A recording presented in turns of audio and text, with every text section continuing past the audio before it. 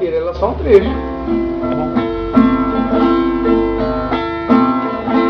A casa noturna se mantém a noite em clima de festa. De longe se ouvem vários instrumentos de cordas e metais, boêmios bebendo, cantando e dançando ao som da orquestra. Eu sou um estudante que lhe deu o nome de som de cristal.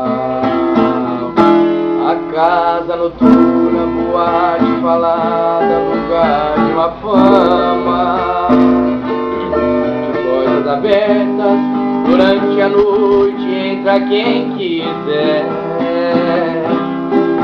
Porém nessa noite, sem que eu esperasse, entrou uma dama. Fiquei abismado, porque se tratava da minha mulher. Ela se cansou de dormir sozinha, esperando por mim, e nessa noite resolveu dar fim a sua longa e maldita espera.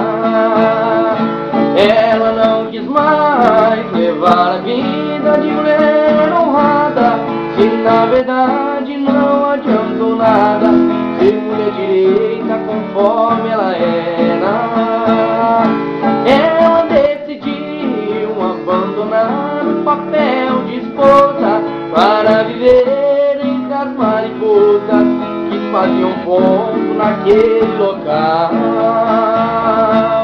A minha vida, muito mais errante, agora continua. Transformei esposa